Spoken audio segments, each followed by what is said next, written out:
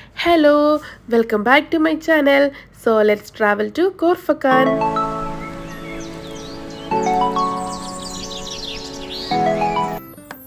അപ്പോൾ ഞങ്ങൾ രണ്ടാളും കൂടെ ഒരു ഈവനിങ് 3 മണിയൊക്കെ ആയപ്പോഴത്തേക്കിനും പതിയെ വണ്ടിയൊക്കെ എടുത്ത് കോർഫക്കാനിലോട്ട് പോവാണ് കേട്ടോ.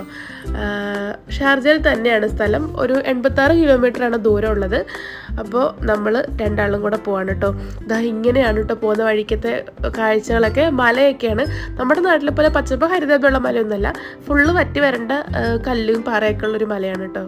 കുറേ ഇതുണ്ട്. അപ്പം നമ്മളങ്ങനെ കുറച്ച് ദൂരം പോയി കഴിയുമ്പോൾ ഒരു ടണലും വരും കേട്ടോ. നമ്മുടെ നാട്ടിൽ കുതിരാൻ ടണൽ പോലെയൊക്കെ ഉണ്ടാവും.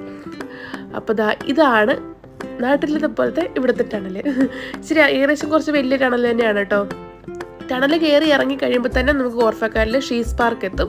ഞങ്ങൾ പോകുന്നത് ഷീസ് പാർക്കിലായിരുന്നു കേട്ടോ. ഇതാണ് ഷീസ് പാർക്ക്. ഇത് ആക്ച്വലി മാൻമെയ്ഡ് ആയിട്ടുള്ള സാധനമാണ്, നാച്ചുറലി ഉള്ള സംഭവമല്ല.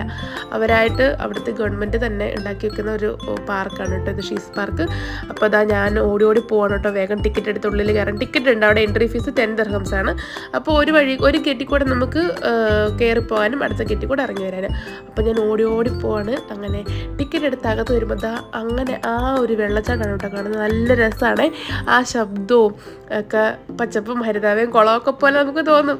എല്ലാം ആർട്ടിഫിഷ്യലി നിർമ്മിച്ചേക്കുന്നതാണ്. അത് നമുക്ക് കാണാം. അതിൻ്റെ പൈപ്പ് ലൈനൊക്കെ പോകുന്നുണ്ട് അതുവഴിയൊക്കെ, അപ്പോൾ നമുക്ക് കാണാൻ പറ്റും. അതുവഴി പൈപ്പ് ലൈൻ പോയിട്ടാണ് വെള്ളമൊക്കെ വരുന്നത് കേട്ടോ. എന്താന്ന് പറഞ്ഞാലും ഈ മലയുടെയൊക്കെ ഇടയ്ക്ക് ഇങ്ങനെ ഒരു ചെറിയ സെറ്റപ്പൊക്കെ ഉണ്ടാക്കുമ്പോൾ അത് ഭയങ്കരമായിട്ട് അപ്രിഷ്യേറ്റ് ചെയ്യേണ്ട കാര്യമാണ് കേട്ടോ. കാരണം അത് അത്യാവശ്യം നല്ല ഒരു പരിശ്രമകരമായ കാര്യമാണ്. എനിവേ, നമ്മൾ അങ്ങനെ സ്റ്റെപ്പൊക്കെ കയറി മുകളിൽ ചെല്ലുമ്പോഴത്തേക്കും നല്ല വെയിൽ, നല്ല പൊരിഞ്ഞ വെയിൽ, കരിഞ്ഞു പോവും.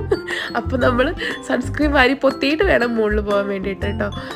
അങ്ങനെ ഞങ്ങൾ മുകളിൽ ചെന്ന് കുറച്ച് അത്യാവശ്യം കാഴ്ചയൊക്കെ കണ്ടിട്ട് ഞാൻ ഓടി ഇറങ്ങുകയാണ് താഴോട്ട്. കാരണം കുറേ നേരം നമുക്ക് അവിടെ നിൽക്കാൻ പറ്റില്ല, ഭയങ്കര കാറ്റുമാണ്. അപ്പോൾ കാറ്റൊക്കെ അടിച്ചിട്ട് നല്ല ഡ്രൈ ആയിട്ടുള്ള ചൂട് കാറ്റായതുകൊണ്ട് നമുക്ക് നല്ല ബുദ്ധിമുട്ടാണ് കേട്ടോ. അങ്ങനെ ഓടി ഇറങ്ങുകയാണ്. ആക്ച്വലി നമ്മളൊരു 4 o'clock ഒക്കെ ആയപ്പോഴത്തേക്കിനാണ് നമ്മൾ അവിടെ ചെന്നത്. ഒരു 5:30 ഒക്കെ കഴിയുമ്പോൾ അത്യാവശ്യം നല്ല ക്ലൈമറ്റ്, മീൻസ് ചൂട് കുറയും, വെയിലും കുറയും. അപ്പോഴൊക്കെ ആണെങ്കിൽ നമുക്ക് കുട്ടികളെയൊക്കെ കൊണ്ട് പോവുകയാണെങ്കിൽ നല്ല രസമായിരിക്കും കേട്ടോ അവിടെ. കാരണം കുറേ പ്ലേ ഏരിയ ഉണ്ട്, കുട്ടികൾക്ക് കളിക്കാനൊക്കെ ഉള്ള ആക്ടിവിറ്റീസിനൊക്കെ ഉള്ള കുറേ സംഭവങ്ങളുണ്ട് കേട്ടോ. സൂര്യൻ കത്തി ജ്വലിച്ച് നിൽക്കുന്നുണ്ടോ.